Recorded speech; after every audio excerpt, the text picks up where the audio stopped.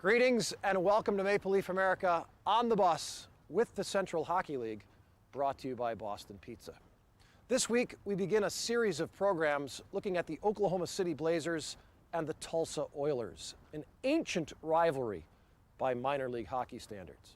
But we begin it here in Kansas, Topeka, the state capital, as the Tarantulas host those Oilers.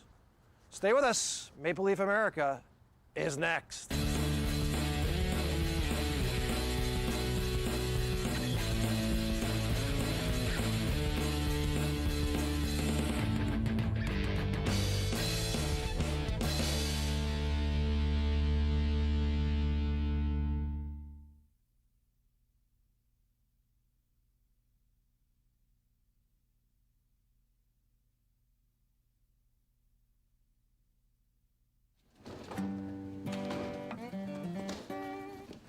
The Tulsa Oilers arrived at the Kansas Expo Center, Larson Arena, hoping to make it 2 in a row against the host Topeka Tarantulas, coached by Brantford, Ontario native Joe Coombs. I came here in '98 looking, just to continue my hockey career, and was fortunate enough to meet my wife and now have a year-old daughter as of the 18th of December and another one coming in April, and I just enjoy the town. They're very much very Canadian. I usually call them. They're very quality people. A lot like being at home. So, I mean, that's the big thing while I'm still here. But enjoy my family and be lucky enough to have a job that I really love in my hometown here, which I call hometown now. But of course, I always get home quite a bit in the summer. Bounce back game tonight. Absolutely, huge game, lots of emotion. Hopefully somebody steps to the plate here and we can find it and just continue through 60 minutes and get 2 points there at the end of the game. Coombs has a difficult task this season. His team plays in the most talent-laden division in the Central League. Wichita, New Mexico, and particularly Colorado are loaded. A non-division win tonight would be helpful. Back up, Chuck! Late guy, Dora! Finish him! Joby, Brandon, Bull, Lukacic, Lardner!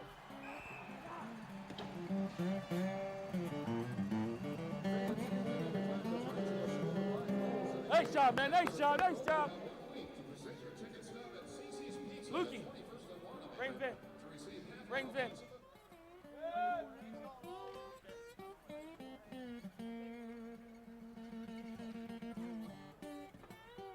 Get going! Got a battle, man. You got a battle. Peter, Fermi. What's Doris still doing out there? I just put him out there, didn't I? Dubois, Hellemeyer. No, Johnny Nail, right wing. Hellemeyer left. Keep working, boys. You got to keep working here.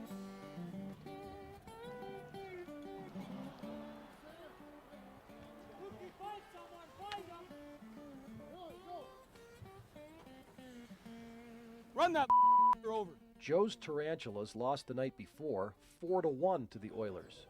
Tulsa was led by captain and Chesterville native Todd Marcellus with 4 assists. Tonight, a scoreless first period. How about Johnny? You know what excuse he gave me? What? Because I have no element that I didn't want to fight anymore. Get turnovers at our blue line. They'll turn the puck over and then we're gone. You guys release and we're gone. Hey, attack the puck. Attack the puck carrier. Okay? Understand? We went over it in practice. We'll get over it this week. But for right now, one guy's going, another guy, the opposite side guy's got to force 2 if the puck gets D to D. Okay? Other wingers got to lock. Don't let anybody escape by you. Keep going here. It's gonna be. It's never gonna be easy, guys. Stay with it. Lots more shots. Get traffic in front of the net. All right? Come on, boys. Starting in the second period, things would open up, and yet again, Tulsa would open the scoring. Max. First of all, how many times have I told you about backhand the puck? Second of all, you take the puck back towards our goalie. Get your together. Get your head in it. Come on, boys, here we go. Turnovers. Gotta sort that out down there, boys. Hey, you gotta sort that out. Lardner, Dubois, Lukacic, sort that out down there, Lukey. Come on.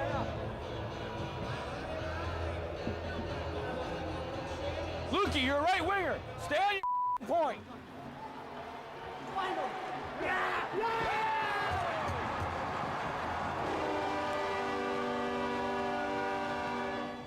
Hey, this isn't tackle football. 6500.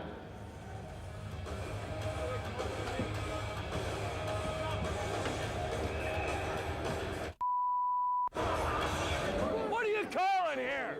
He's the one that wrapped you in. For your business home or auto, call 271-8097 or visit their website at peoplesinsurer.com. This guy. Dubois. In the period, 1 minute. Hellemeyer. Dora, right wing. Here we go. Come on, Dot. Nice pitch. Cover. Stay high, Doris. Stay high. Freddie, Chris. Stay right here, Fred. Stay right here. Here we go. This guy's missing a game here.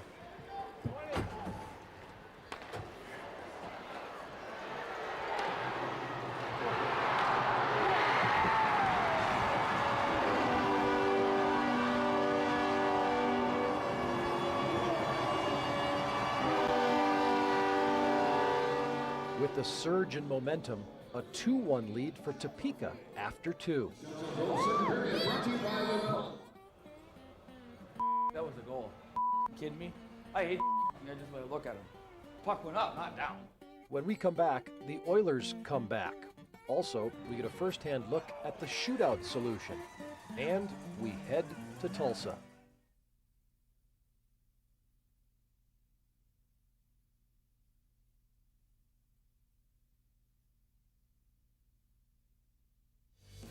Welcome back to Maple Leaf America on the Bus. For the second night in a row, Todd Marcellus, aka Chucky, hurts Topeka.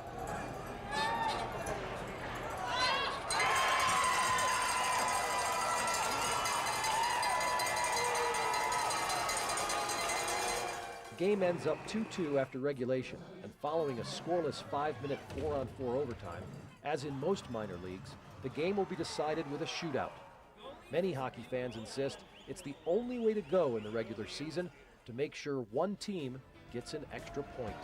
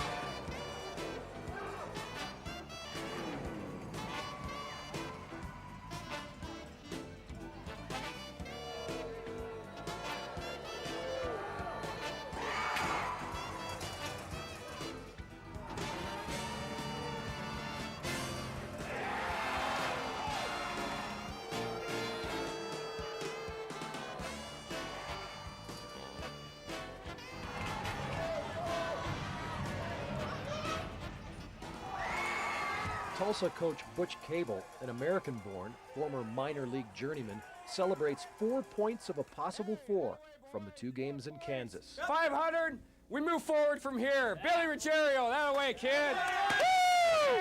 That's it, boys. A bruise and a bump, That'll make the week a little better, boys. a stitch here or there, and the Oilers pack up the bus and head home to Tulsa. Monday night, the team's the talk of the town as Booster Club members and fans celebrate the weekend. We deserved that win last Sunday, and we didn't get it because we didn't play a full 60 minutes. Started watching hockey in Wichita. I used to be a Thunder fan. Moved to Tulsa about 3 years ago. First year I tried to remain a Thunder fan, but didn't happen. Converted to an Oilers fan, so been an Oilers fan since then. gradually Gradually. changed allegiances. Right. Now I'm a true Oilers fan. Now, do you really dislike the Thunder at this point? I do have a little rivalry going on. My brother and sister-in-law still live there, so when we play each other, it's a lot of fun. Okay, why hockey games? Why are you the hockey fan that you are? Well, you know, it's kind of one of those things. Once you watch your first game, you kind of get hooked, and then it's just addicting. So you just keep watching and keep watching and keep watching. When May hits and there's no more hockey, you can't wait till October hits so you can go again. We did mention that Maple Leaf TV is here, but we are not pandering to the camera.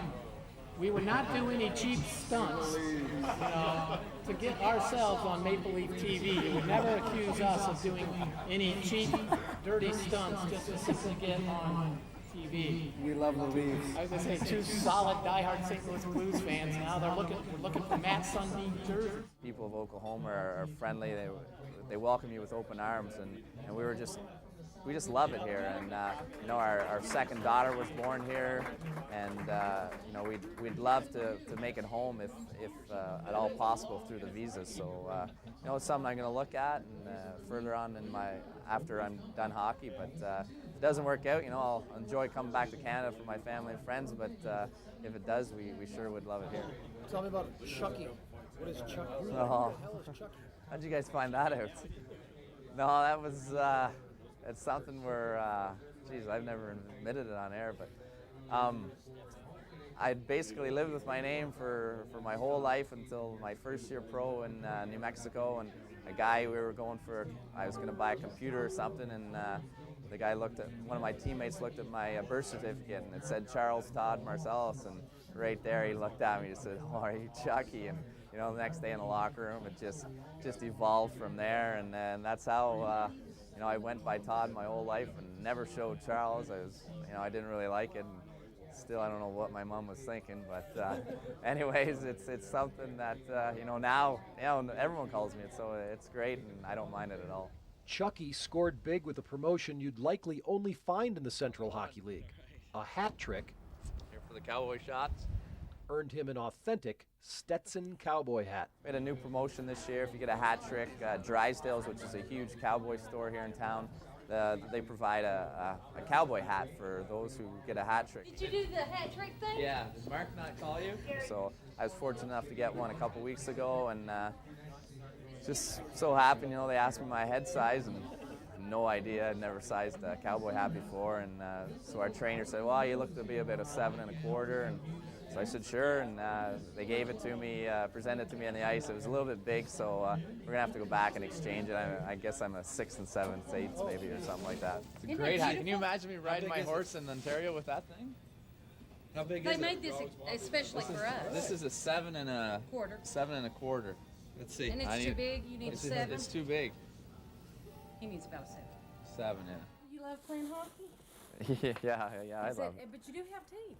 That's amazing. Well, they're not real, but I hope my mom, 7 1/8, is that going to fit? I don't know. It should be snug from front to back. It feels good. A successful weekend under their brims, it was time to look ahead to a Friday night battle against age-old rival Oklahoma City. Tuesday, it started with off-ice workouts. CHL, Oak City, and Tulsa, best games. We play them 11 times throughout the season, 6 there, 5 here, and they're full of fights, hits. I mean, it's up and down hockey. Fans love it because they know what to expect, because every single time we play, it's like 2 Rams butting heads, and it's awesome. It's great hockey. It's fun to watch. This is the great outdoor games here. Yeah, getting ready for the winters in Canada. Chop our wood. And there's a familiar Maple Leaf America face in this crowd of hockey players. Malcolm Hutt, featured 2 weeks ago as a Laredo Buck, is now a Tulsa Oiler. A coincidence, yes, but common reality in pro hockey. A waiver or a trade doesn't necessarily mean a player can't cut it. In many cases, it means he just doesn't fit a roster or system, or it's simply a case of numbers. I was lucky enough to catch on with Tulsa here, got traded here, so been here for about a month and a half, and things are going pretty well. I'm playing quite a bit, so that's all I can ask for right now. They have 18 on the roster, dress 17, and apparently coach likes the fact that you can play up and back, because in this league it seems like you need to. Yeah, last game he tried me out on forward, and I guess I didn't do too badly, or else I wouldn't be playing there tonight. So, yeah, I got to be a utility guy, I guess, and go out there, try to do the best I can. You guys going to play Laredo at some point? We play Laredo the end of March, or the middle of March, just before the end of the regular season. So it's the only time we see them this year. Yeah, a little extra jump maybe. Yeah, have to go out and show a little extra that night, I guess. I don't know. Malcolm Hutt's doing great. He's playing defense and wing for us, so just great to have him do. He's a skilled player and he can play both forward and D. In this league with 17 players on the ice, you need that player that can play D and forward. So he's doing good for us, and he's working hard, committing to the team and all the systems, and doing a great job. And maybe more important than anything, Hutt has enough pro games under his belt the last year or so. He's not considered a rookie. One of the more primitive rituals in all of our society involves the minor league rookie party. Right now we're going to expose something on television that's never been seen before, a Maple Leaf America exclusive, a look inside this bizarre scene. Oh, what's this?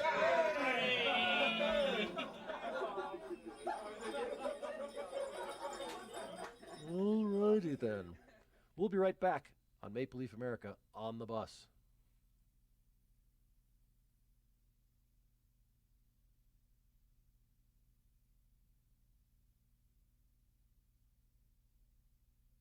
Hey, welcome back to Maple Leaf America on the Bus.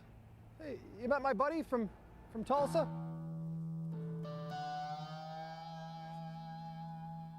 Hey, it's the Golden Driller, the largest freestanding statue in the world. Well, it's kind of the symbol of Tulsa. Now, that can be a good thing or a bad thing, depending upon whether you think this is good art or bad art. Many people think it's bad art, but at least it's the symbol of Tulsa, and as a matter of fact, the legislature over in Oklahoma City, the state capital, actually declared it at one point the official monument of Oklahoma. So, as far as monuments go and as far as the Oklahomans go, the Golden Driller is it. It's been here as long as I've been around, and it's somewhat of a tourist attraction, I guess. The size of it, draws a lot of attention, and I think it symbolized the strength and size of this industry at one point in time. This exposition building used to be filled with equipment and supplies and products from around the world, where people would come to Tulsa to trade and learn more about what's going on in the industry. So this guy was, king of the mountain back in that day, and still has a place here on the turf in the Expo Square, I guess. The big fella weighs 43,000 pounds. He wears a 48-foot long belt. His hat size is 112, and his shoe size is 393 triple D. Tulsa for decades was known as the oil capital of the world because of the huge Glen Pool strike that occurred here about 100 years ago in 1905. And many oil fortunes were made here in Tulsa because of the oil industry. It led to the development of a industrial show called the International Petroleum Exposition, which started in 1923.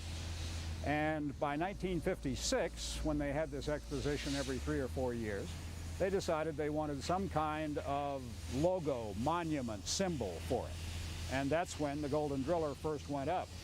At that point, it was papier mache, however. Now, this one is made of angle iron steel, and it's covered with plaster and concrete. The oil tradition will never go away. I mean, you can just travel outside the city and you see the derricks. There's so many service, independently owned businesses around that. A lot of people, independents in business for themselves, so it'll always be with Tulsa. The derrick is a real derrick. It comes from an Oklahoma town called Seminole. It was an old production derrick. The guts were taken out of it, of course, and his right hand is resting on it. But actually, he'd stand up without it. He'd stand up in a 200-mile-an-hour wind.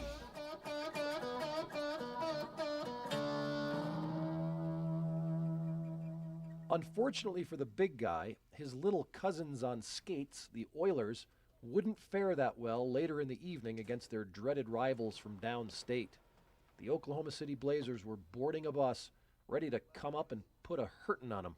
This is my, 9th year here, and we've had some pretty good years where it was us and Tulsa right to the bitter end to see who won the division or the conference or who was gonna, how the playoff scenario was gonna work out. And we're in the same boat this year. I think we're, right now, we're 2 points apart or something. And this is a huge 4-point game for us. It gets us out of the basement of our division and 2 points out of first or something. So obviously this game's huge, and I would expect it to be maybe not ugly, but a little more physical tonight, I guess. Day of game travel means difficult travel, regardless of distance. It sucks. Definitely wish we had a sleeper bus, like 95% of the rest of the teams in the league. Cookies. Pretty boring. You're not going to do mountains or anything. No, there's nothing. Live in Alberta, back home, so at least you get to live, look at some stuff. But you try to sleep as much as possible. A lot of times you're overtired and you slept so much. No, it's not the greatest sleeping on floors and being curled around seats, but I know there's a few other teams that have sleeper buses, stuff like that, but I don't know, maybe one day we'll have one of those and it might be a little more comfortable, but for now we do a pretty good job at making our own little beds and nests on the bus. Tell the truth? Oh, absolutely. We have probably one of the blandest buses, if you will, in the league. And I guess we're lucky, we're pretty centralized, so some of our trips are only 2-3 hours at best, but anything longer than about 4, and I really wish we had some sort of a sleeper of some sort. The teams on the outskirts of the league have them, and obviously it's way more comfortable to ride in, but it's the group of guys you travel with more than anything, so I think it's pretty safe to say we enjoy our bus rides as much as anybody does. What do you do? I mean, it can be so boring. I mean, you're out here in the middle of nowhere. It's not like you have mountains to look at. No, we don't. Movies. We have had buses where the TVs didn't work, so card games, movies, razz each other to death, fist fights, whatever it takes to entertain each other, I guess. True entertainment comes in the form of victory.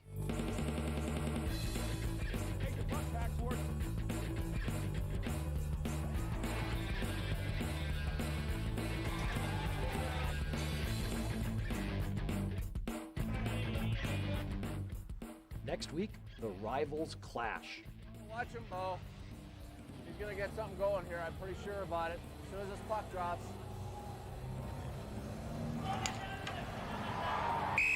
Come on, let's go. Get it over with. Let's go. Come on, let's go. Hey, fellas.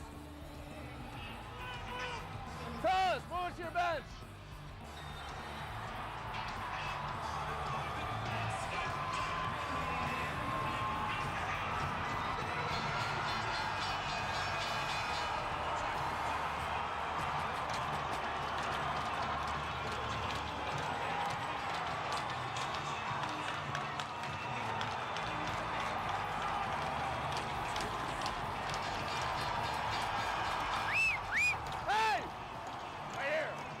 See you then. Maple Leaf America on the bus with the Central Hockey League, brought to you by Boston Pizza.